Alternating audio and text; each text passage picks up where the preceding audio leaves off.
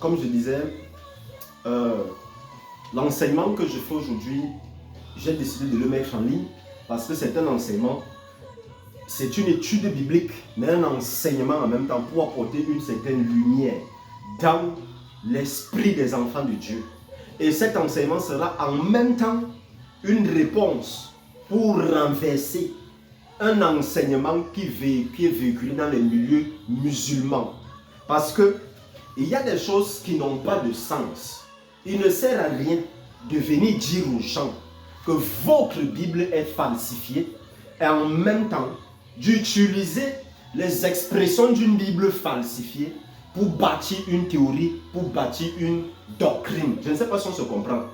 Ce que je vais dire aujourd'hui, ça sera peut-être nouveau pour beaucoup parmi vous, parce que la connaissance, je dis toujours, ce n'est plus les choses qu'on était avant. Jésus-Christ est Seigneur, on n'est plus à ça. Ça, tout le monde est prêt ça.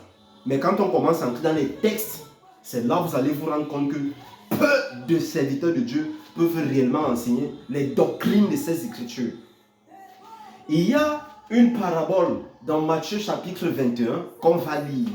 Matthieu chapitre 21. Matthieu chapitre 21.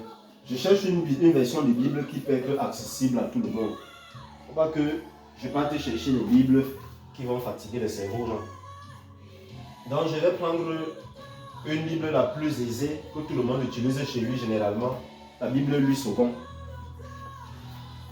Louis II. Matthieu chapitre 21. Moi je dis, si c'est que la Bible est fausse, n'est-ce pas? C'est logique. Si c'est que la Bible est fausse, ça veut dire que tout ce qui est à l'intérieur est faux.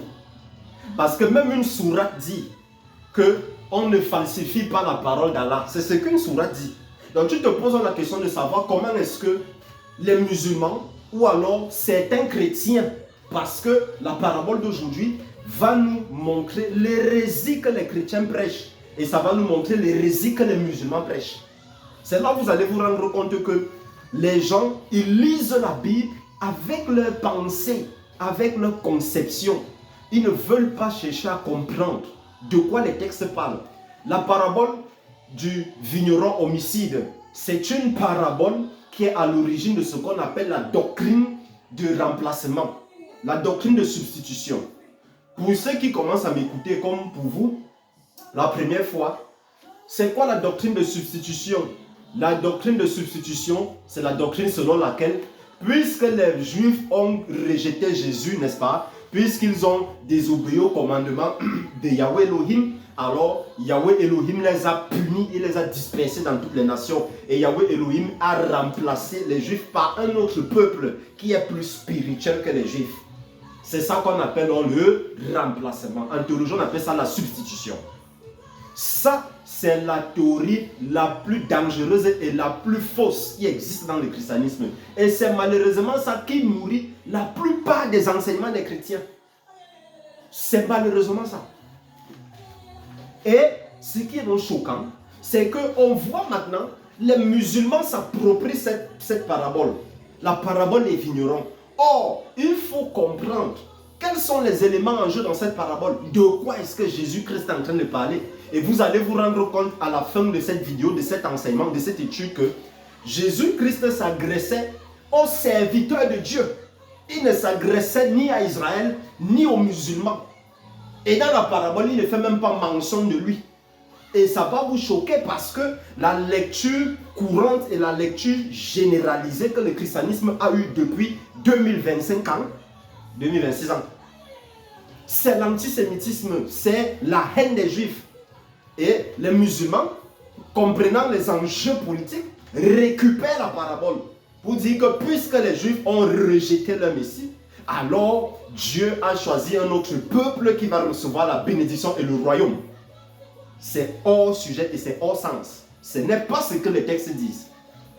Matthieu chapitre 21. Vous allez voir de quoi est-ce que la parabole traite. Donc comme j'ai dit, c'est une étude biblique. C'est la première fois que les internautes vont me voir manipuler beaucoup de versets bibliques parce qu'ils savent que je n'ouvre pas souvent trop la Bible quand je prêche. Et j'ai souvent expliqué pourquoi je n'ouvre pas trop la Bible. J'ai dit que ce n'est pas parce que un serviteur de Dieu ouvre la Bible que ça veut dire que ses prédications sont vraies. Parce que même un sataniste dehors utilise la Bible pour prêcher. Mais ce n'est pas l'esprit de Jésus-Christ qui véhicule. Donc ça veut donc dire que tout ce qu'il prêche est faux. C'est faux. Et c'est le désordre là que nous avons donc aujourd'hui parce que les gens, à cause de ça, ils n'ont plus le discernement. Les gens n'ont plus le discernement. Je lis la parabole parce que j'ai dit c'est une étude biblique et la parabole va aider beaucoup de gens à comprendre beaucoup de choses. La parabole des vignerons, la pierre de langue. Voilà comment est-ce que Louis II a intitulé sa parabole dans son livre. Écoutez une autre parabole. Écoutez attentivement. Écoutez attentivement. Parce que je vais vous poser les questions et au fur et à mesure, on va rectifier en avance. Il y avait un homme, un maître de maison, qui planta une vigne. Il l'entoura d'une haie, il creusa un pressoir et bâtit une tour. Puis, il la ferma à des vignerons et quitta le pays. Lorsque le temps de la récolte fut arrivé, il envoya ses serviteurs vers les vignerons pour recevoir le produit de sa vigne. Les vignerons, s'étant saisis de ses serviteurs, battirent l'un, tuèrent l'autre et lapidèrent le troisième. Il envoya encore d'autres serviteurs en plus grand nombre que les premiers et les vignerons les traitaient de la même manière. Enfin, il envoya vers eux son fils en disant, « Ils auront du respect pour mon fils. » Mais quand les vignerons virent le fils, ils dirent entre eux, « Voici l'héritier. Venons et tuons-le et emparons-le de son héritage. » Et il se saisit de lui, le jetait hors de la vigne et le tuèrent. Maintenant, lorsque le maître de la vigne viendra, que fera-t-il à ces vignerons? Il lui répondit, il fera périr misérablement ces misérables. Il fera périr sévèrement, je préfère changer sévèrement pour qu'on comprenne, parce qu'il fera périr misérablement. Ouais. Qu'est-ce que cela fait là-bas? Qu'est-ce qu'il fait là-bas?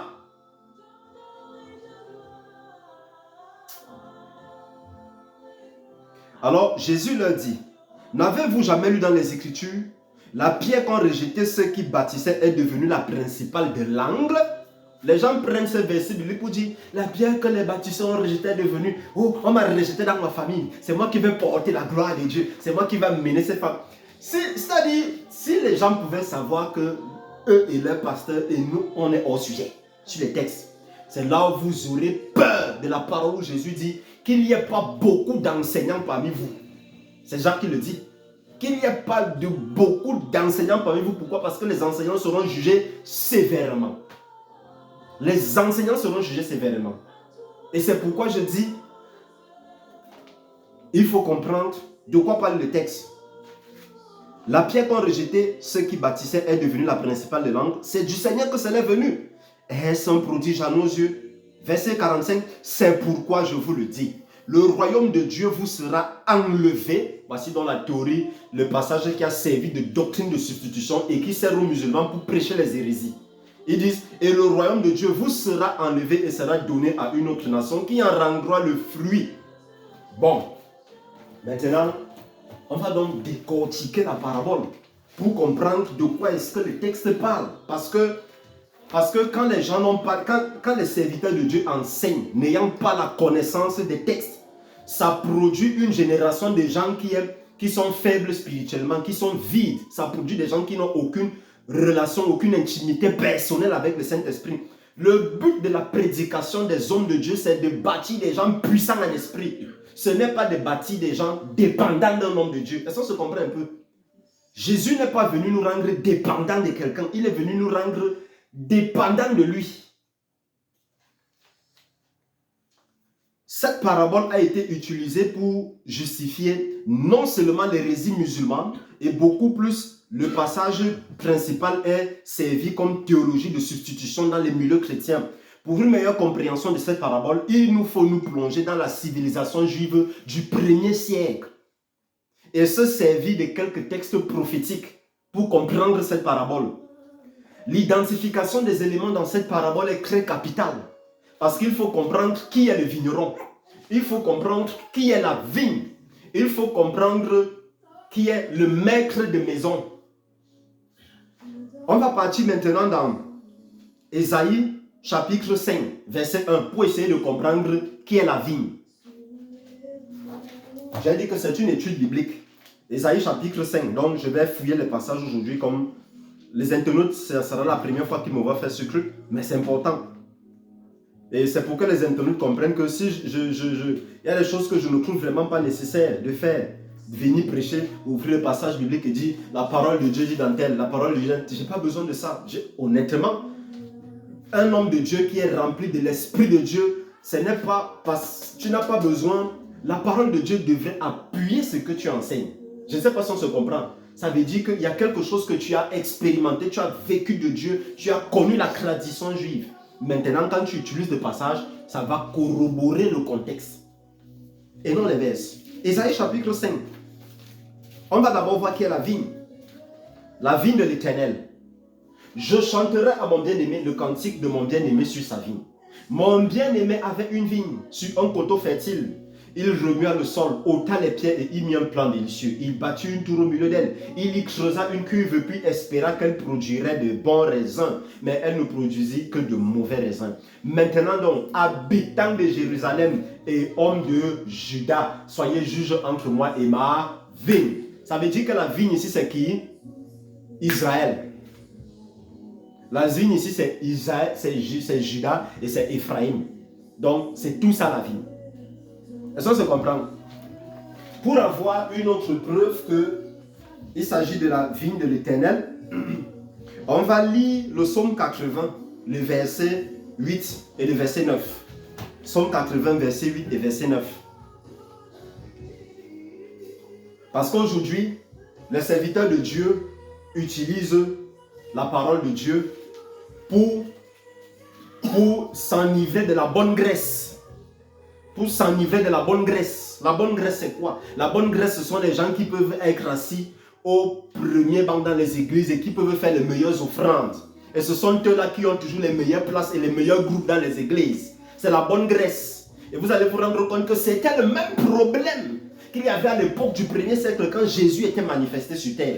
Et c'est ça que Jésus combattait. Parce qu'aujourd'hui, vous allez comprendre que l'une des raisons pour laquelle on a même véritablement tué Jésus, certes, c'est à cause du péché de l'humanité, mais le péché de l'humanité, c'est quelque chose qui est une raison, qui n'est même, c'est-à-dire, c'est une raison, je vais dire à côté, il y a une raison principale. Jésus s'était attaqué à quelque chose dans la civilisation juive. Et on va comprendre dans les études au fur et à mesure qu'on va avancer. Psaume chapitre 80. Et puis les gens vont me demander pourquoi moi je n'écoute plus les serviteurs de Dieu. Je n'écoute plus les serviteurs de Dieu parce que tous ceux qui ont les gros doctorats en théologie, tu les écoutes, ils ne prêchent rien, c'est vide. Et quand je vous dis une chose, hein, je ne sais pas comment vous allez prendre, même les internautes, sachez que Dieu va retirer la vigne à ces hommes de Dieu pour donner aux gens qui ont les capacités de prendre soin de cette vigne. Parce que c'est exactement ça le sens de cette parabole. Hein. Avançons. Psaume 80, versets 7 et 8. Tu fais de nous un objet de discorde pour nos voisins et nos ennemis se raillent de nous. Dieu des armées, relève-nous. Fais briller ta face et nous serons sauvés. Tu avais arraché de l'Égypte une vigne. Tu as chassé des nations et tu l'as plantée. Quelle est la vigne qui avait été arrachée de l'Égypte? C'est Israël. Parce que c'est Israël qu'on a fait sortir de l'Égypte. Donc, il n'y a pas de doute dans la lecture du texte que la vigne, c'est Israël. On est d'accord? Mais maintenant, avançons. Avançons. Il faut maintenant donc qu'on essaie de comprendre qui sont les vignerons. Parce que le christianisme, en la personne d'Irénée de Lyon, Irénée de Lyon au IIe siècle, est le premier individu qui a commencé à prêcher la théologie de la substitution. C'est-à-dire que les Juifs ont crucifié Dieu, ils ont crucifié Jésus. Alors comme ils ont crucifié Jésus, il fallait que Dieu les punisse. Et Irénée de Lyon avait lu le même passage de Matthieu qu'on vient de lire. Et c'est là où il a fait la première erreur de théologie. Et c'est cette erreur qui coûte cher au christianisme aujourd'hui. Parce que le christianisme est coupé de ses racines. C'est pour ça que les chrétiens sont pauvres et faibles spirituellement. Ils ne connaissent pas le Saint-Esprit. Ils ne connaissent pas le Père qu'on appelle Jésus-Christ. Le minimum que nous connaissons de Jésus, c'est qu'il m'a sauvé, il m'a racheté, il m'a donné à manger. C'est-à-dire, ce n'est que ça qu'on connaît. Or, il faut entrer dans les textes juifs, la tradition juive, pour comprendre les profondeurs qu'il y a sur lui. C'est là que vous serez choqués. Voilà. Cette parabole constitue, comme j'ai dit tantôt, le socle de l'hérésie musulmane pour justifier qu'ils sont le peuple choisi par Dieu. Comment réclamer une parabole lorsqu'elle est falsifiée? Il faut savoir que le royaume, je veux vous expliquer qui sont les vignerons, mais pour comprendre les vignerons, je veux parler du royaume. Le royaume des cieux n'est pas quelque chose qu'on verra descendre du ciel, comme on a vu la Jérusalem céleste descendre du ciel. Parce que les gens sont persuadés que la Jérusalem céleste, c'est le royaume des cieux. On a bien dit la Jérusalem céleste. Et en hébreu, pour parler du royaume, on utilise une expression, on appelle olam. Olam, c'est quoi? Olam, c'est simplement pour dire que quelque chose est voilé. C'est simplement pour dire que les hommes doivent avoir un renouvellement, une nouvelle compréhension. Donc quand on dit en hébreu olam haba, ça veut dire le monde qui vient. On n'a pas dit le monde qui va descendre. Et quand on dit le monde qui vient, il faut comprendre que c'est une époque. C'est ça l'expression hébraïque. Donc quand on dit le royaume, il faut comprendre que dans le contexte de cette parabole, le royaume ici c'est quoi? Le royaume ici c'est la souveraineté. Le royaume ici c'est l'autorité. Et je vais m'expliquer au fur et à mesure que j'évolue. Parce que quand on voit les doctrines musulmanes et on voit davantage le christianisme avancer, on se pose certaines questions. Et on voit les enfants de Dieu qui sont largués, qui se font lyncher par les hommes de Dieu parce qu'ils utilisent les textes dans les positions et les endroits où il ne faut pas. Irénée de Lyon, comme j'ai dit tantôt, a dit le mauvais vigneron c'est Israël. Voilà comment Irénée de Lyon interprète. Tu te poses la question que mais comment un intellectuel de ce rang, théologien de ce rang en France, a pu interpréter le texte pareil? On se pose des questions. Il dit, le vigneron c'est Israël. Pourtant, il ne donne pas la définition de la vigne. Si c'est que le vigneron c'est Israël ou alors la vigne, pour Irénée de Lyon, la vigne c'était les bénédictions que Dieu a données à Israël. Mais c'est faux, Irénée. Le texte parle de lui-même. Que la vigne c'est Israël. Et maintenant les vignerons c'est qui? On va voir qui sont les vignerons. On va voir qui sont les vignerons. J'ai apprêté ce passage où je cherche vite un passage. Où est-ce que j'ai mis ce passage là? Le passage de Jérémie. Jérémie chapitre 3 je pense. Je pense bien que c'est Jérémie chapitre 3 où l'Éternel dit je vous donnerai des bergers qui sont comme mon cœur. Je vous donnerai des bergers qui sont comme mon cœur. Des gens qui seront capables de vous guider dans ma loi. N'est-ce pas? Il dit quoi? Des bergers qui sont comme mon cœur. Ouvrons un peu Jérémie chapitre 3. J'espère que je ne fais pas fausse route sur la référence. Ou alors... Oui, Jérémie. Voilà. Jérémie chapitre 3. J'espère que je ne fais pas fausse route sur la référence. Voilà, c'est ça. Il dit, je vous donnerai des bergers selon mon cœur et ils vous paîtront avec intelligence et avec sagesse. Donc, on voit déjà dans la parabole que les vignerons, c'est qui? C'est qui les vignerons? Les vignerons, c'est qui? Non!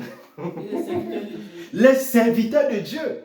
Les vignerons, ce sont les bergers. Or, dans la parabole, Jésus s'adresse à qui? On a lu ça tout à l'heure. Jésus s'adresse aux scribes, aux sacrificateurs, aux sadducéens. Comment je sais que Jésus s'adresse aux scribes, aux sacrificateurs et aux sadducéens? Parce que le verset 45, lisons.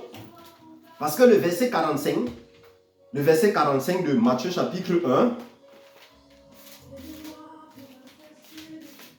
que les internautes m'excusent, c'est que ça boue à l'intérieur de moi et les faux enseignements m'énervent. Ésaïe chapitre, voilà ça, verset 45 de Matthieu chapitre 21, il dit, après avoir entendu ces paroles, les principaux sacrificateurs et les pharisiens comprirent que c'était d'eux que Jésus parlait. Irénée, le christianisme, comment vous avez fait pour arriver à l'interprétation du texte jusqu'à dire que les vignerons, c'est Israël? Et je vais donc vous choquer. Allons plus loin maintenant dans l'étude. Le premier siècle, lorsqu'on étudie les écrits de Flavius Joseph pour comprendre le texte, Il ne faut pas oublier que Israël était sous domination romaine avec Alexandre le Grand. Non, avec Hérode, Antiochus Epiphanes, parce qu'Alexandre le Grand vient après, en l'an 70. Alors, qu'est-ce qui se passe? Comment est-ce que les Juifs étaient organisés par rapport au service du temple? Les textes nous disent, lorsqu'on étudie Flavius Joseph, qu'il y avait 4 grandes familles qui géraient la sacrificature à l'époque de Jésus-Christ. C'était la famille de Béatros, la famille de Fiabi, la famille de Quacras et la famille de Hanan. Alors, qui sont ces individus pour comprendre les textes? On dit, Béatros est originaire d'Alexandrie. C'était un clan qui était très hellénisé et ils étaient favorisés par Hérode qui a épousé sa fille. Vous allez comprendre d'où vient la guerre des Juifs avec les Romains. Et vous allez comprendre donc pourquoi est-ce qu'on a crucifié Jésus. Parce que les gens disent dans le christianisme que ce sont les Juifs qui ont crucifié Jésus. Pourtant, la Bible dit que ce sont les Romains qui ont crucifié Jésus. Donc, vous voyez comment est-ce qu'on est arrivé à nous faire comprendre quelque chose qui n'est pas correct. Même vous, ça vous choque. N'est-ce pas? Ça vous choque quand je dis que ce sont les Romains qui ont crucifié Jésus. Le verset 45 qu'on vient de lire a dit ça. Comment je sais ça? Je sais ça parce que lorsque j'étudie Jean chapitre, à partir du chapitre 18 et j'étudie encore Luc, le récit de Pâques, qu'est-ce qui se passe? Le récit de Pâques, Jésus est convoqué devant les Sanhédrins. Quand il est convoqué devant les Sanhédrins, aujourd'hui j'étais en train d'étudier, on dit que le Sanhédrin là, ils étaient dans un endroit qu'on appelait le prétoire. Et j'ai mis la référence là où, je la trouve un peu vite. Ils étaient dans un endroit qu'on appelait le prétoire. Voilà. Et le prétoire a été découvert. Le prétoire a été découvert à l'heure actuelle où je vous parle sous le couvent des Dames de Sion. Donc c'est un couvent qui est en Israël jusqu'à aujourd'hui. On appelle ça le Via Dolorosa à Jérusalem.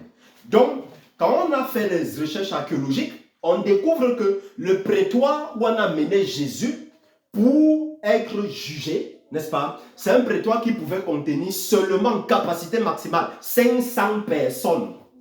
Donc, venir dire que les Juifs ont crucifié Jésus, il y a un problème.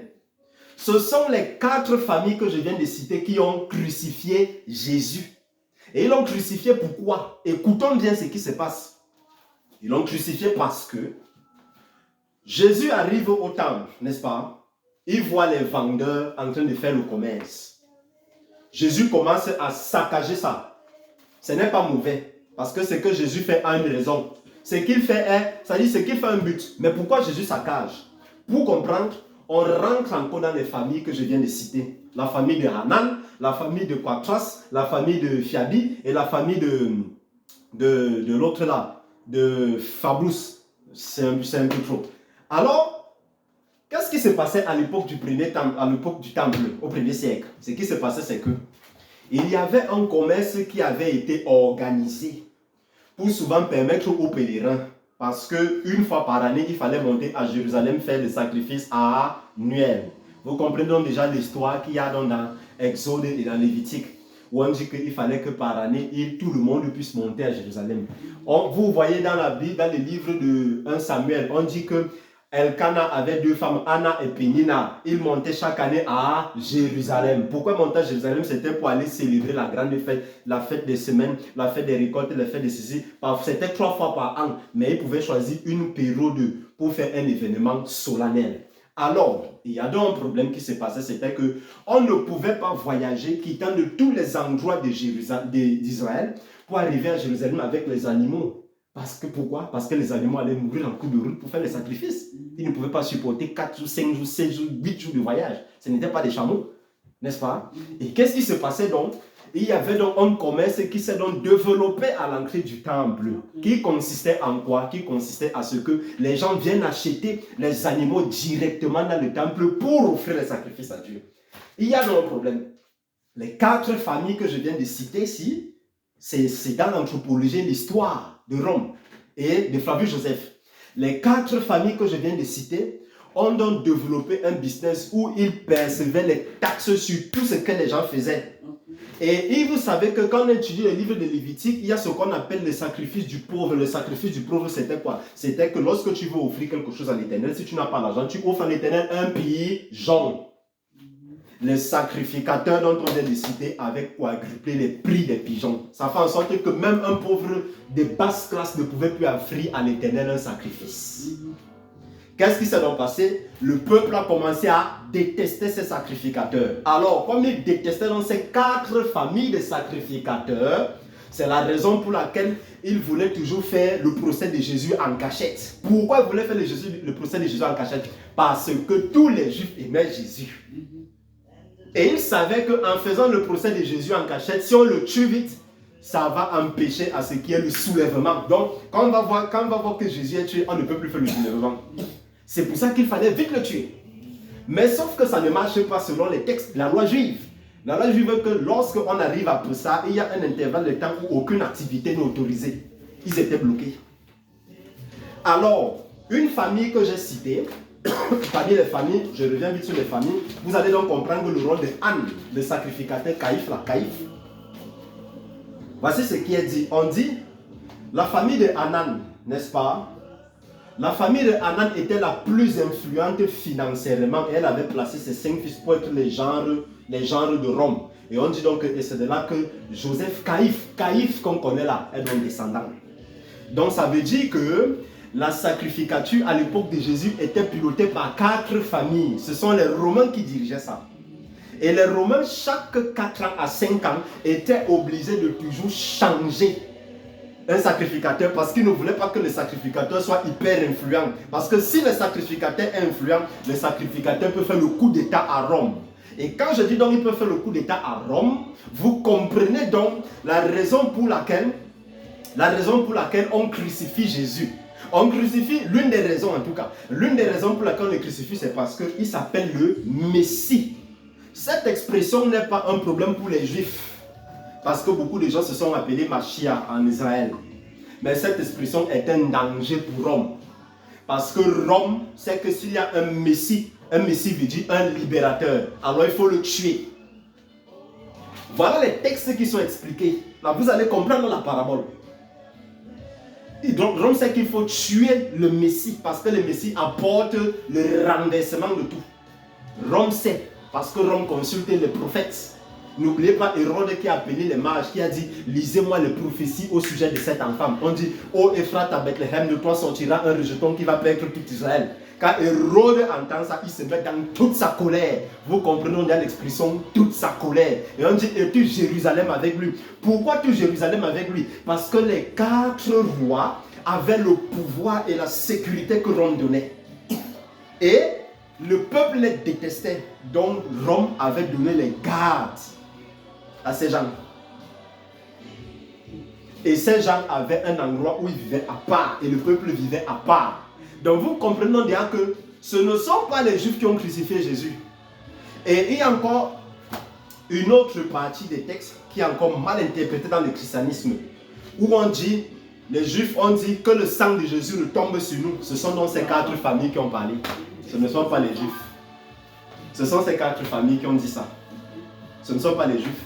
Et tu te poses la question de savoir comment est-ce que les traducteurs et nos docteurs en théologie dans le christianisme sont arrivés à nous servir de faux enseignements sur ces textes. Comment ils ont fait ça? Moi, je connais ça comment?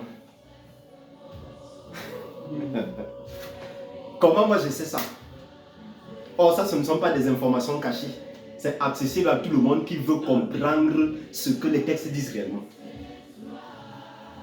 Donc, vous comprenez donc déjà que lorsque Jésus a donc dit au souverain sacrificateur là que le royaume vous sera retiré et donné à une autre nation, ils ont faussé le mot. Le mot hébreu c'est ethne. Or, ethne veut dire quoi? Une entité. Il est vrai qu'on peut interpréter ethne par une nation, mais l'expression qu'on lui donne même, ce n'est pas une nation. L'expression qu'on donne à ce vocabulaire, c'est une entité. Donc Jésus est en train de dire que le royaume vous sera retiré des mains et il sera donné à une autre entité. Et quelle était cette entité? Vous comprenez donc maintenant pourquoi Jésus a choisi les 12 apôtres. C'était pour remplacer les faux bergers d'Israël. On se comprend? Je ne sais pas si vous comprenez maintenant l'histoire des textes. C'est pour ça que Jésus choisit dans les 12 apôtres. Et Jésus dit les 12 apôtres de toutes les 12 tribus de Jérusalem d'Israël. Pour changer ça. Et les 4 qui ont dit que le sang retombe sur nous. Voici ce qui s'est donc passé. Voici ce que l'histoire enseigne. Le Talmud de Babylone, après la destruction du temple, évoque les 4 familles. Hein? Il y a eu des fouilles archéologiques. Il y a eu des fouilles archéologiques. Et le Talmud de Babylone nous sort certaines informations. Le Talmud de Babylone nous sort certaines informations. Voici ce que le Talmud nous sort comme information. Les grands prêtres avaient le monopole sur tout. Puisque la montée à Jérusalem était annuelle, il fallait tout acheter sur place pour faire des sacrifices. Les prêtres avaient donc levé des impôts sur tout ce qui s'est passé dans le temple. Maintenant donc, comment ils sont morts? Les grands prêtres avaient donc des taxes sur toutes les transactions commerciales.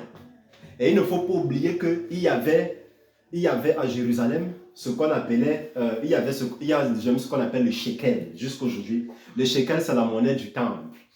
Et puisque c'est Rome qui avait le pouvoir, Rome avait amené sa monnaie. Or, la monnaie de Rome avait l'effigie de l'empereur. Or, le deuxième commandement dit, tu ne te feras aucune représentation. Donc, pour les Juifs, c'était une aberration. Alors, les Juifs avaient donc mis un système de change dans le temple qui permettait à ce que les Juifs qui montent pour offrir les sacrifices puissent avoir la monnaie du temple. Quand Jésus arrive donc, alors Jésus casse tout ça. Il ne casse pas ça parce que c'est mauvais, il casse ça parce que les souverains sacrificateurs en ont fait un business qui détruit le peuple spirituellement.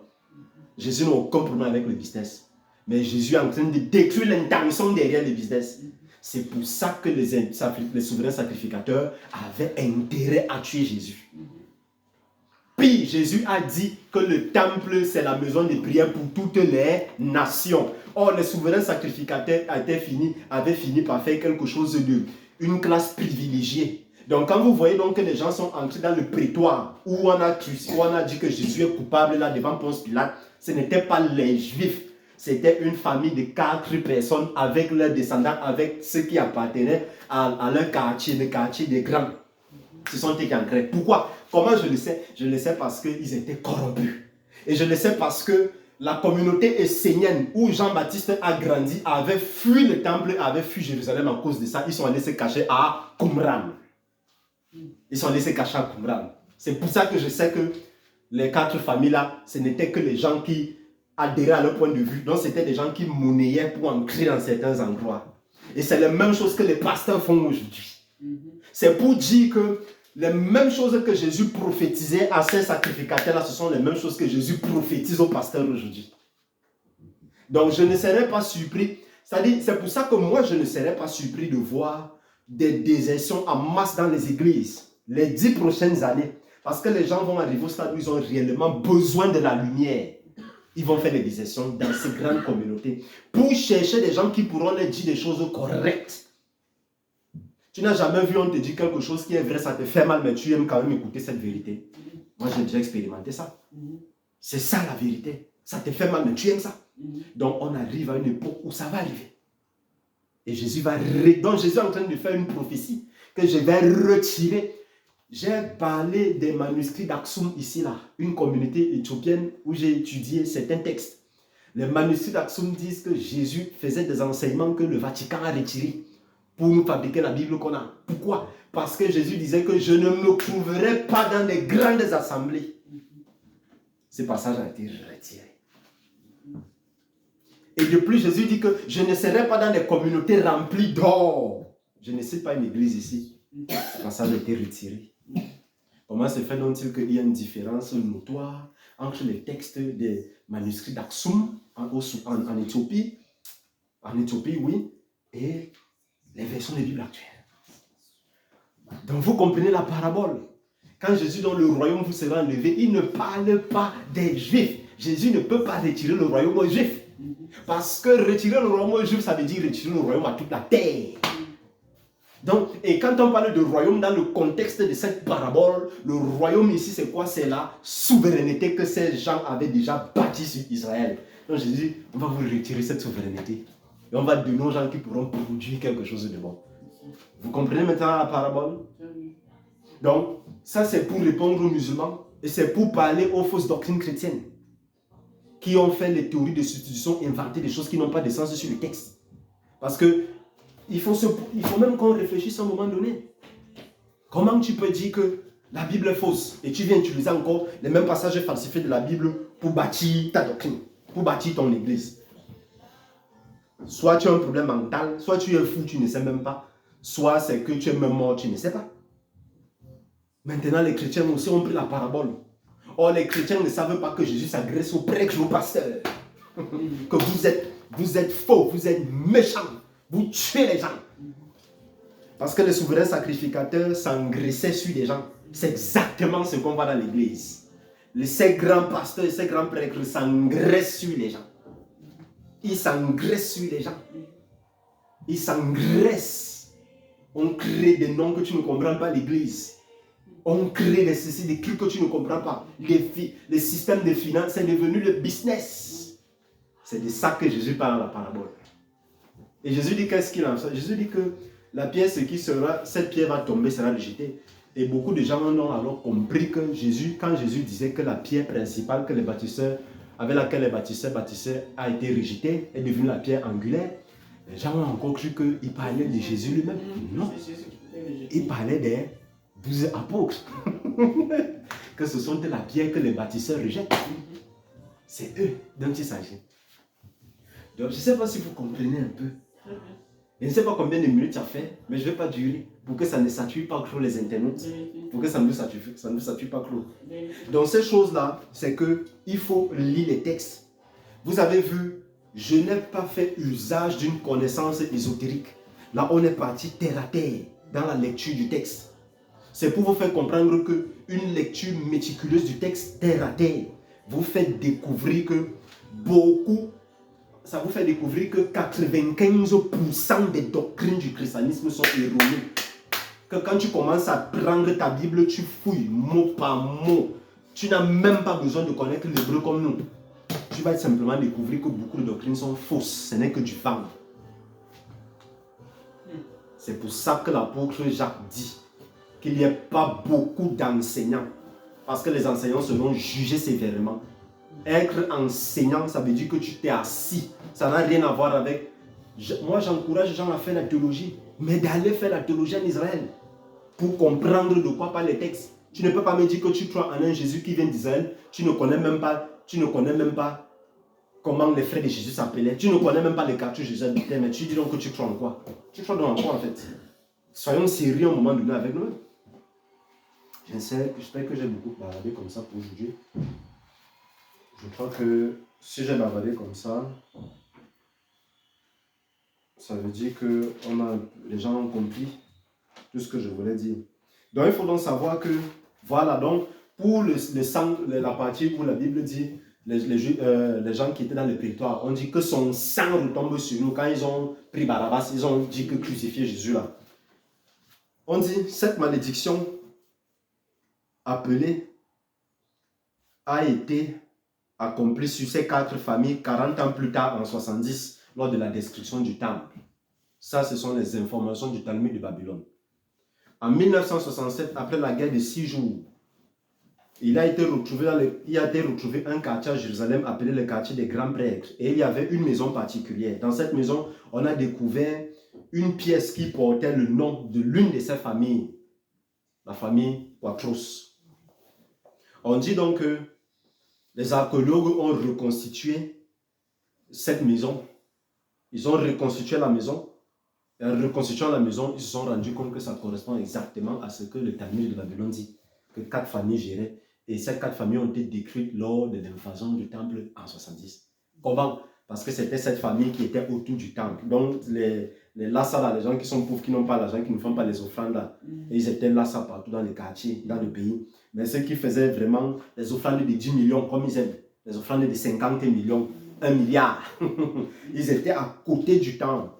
Et lorsque l'invasion romaine a donc déclenché, c'était le dernier endroit que les bastions romains devaient atteindre parce que les bastions romains avaient détruit tous les autres civilisations, les autres peuples juifs. Donc, eux, puisqu'ils étaient vers le temple, donc bien protégés. Alors, en arrivant là-bas, on a découvert que cette femme, parce qu'on a découvert une femme, avait été assassinée par les Romains.